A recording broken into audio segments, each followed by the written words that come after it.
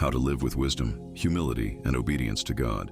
Matthew 7:1-29. Do not judge, or you too will be judged. For in the same way you judge others, you will be judged, and with the measure you use, it will be measured to you.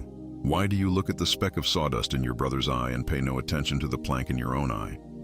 How can you say to your brother, "Let me take the speck out of your eye," when all the time there is a plank in your own eye? You hypocrite, first take the plank out of your own eye, and then you will see clearly to remove the speck from your brother's eye. Do not give dogs what is sacred. Do not throw your pearls to pigs. If you do, they may trample them under their feet and turn and tear you to pieces. Ask and it will be given to you. Seek and you will find. Knock and the door will be opened to you. For everyone who asks receives, the one who seeks finds, and to the one who knocks, the door will be opened. Which of you, if your son asks for bread, will give him a stone?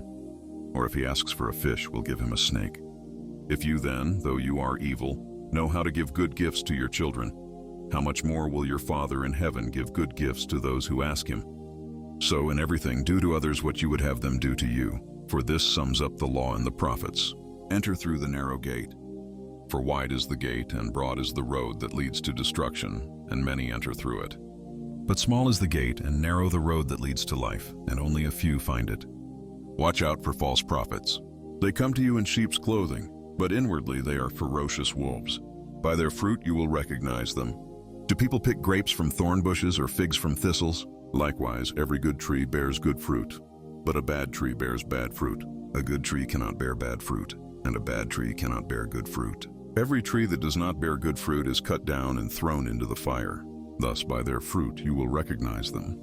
Not everyone who says to me, "Lord, Lord," will enter the kingdom of heaven, but only the one who does the will of my Father who is in heaven. Many will say to me on that day, "Lord, Lord, did we not prophesy in your name, and in your name drive out demons, and in your name perform many miracles?" Then I will tell them plainly, "I never knew you. Away from me, you evildoers." Therefore everyone who hears these words of mine and puts them into practice is like a wise man who built his house on the rock. The rain came down, the streams rose, and the winds blew and beat against that house. Yet it did not fall, because it had its foundation on the rock. But everyone who hears these words of mine and does not put them into practice is like a foolish man who built his house on sand.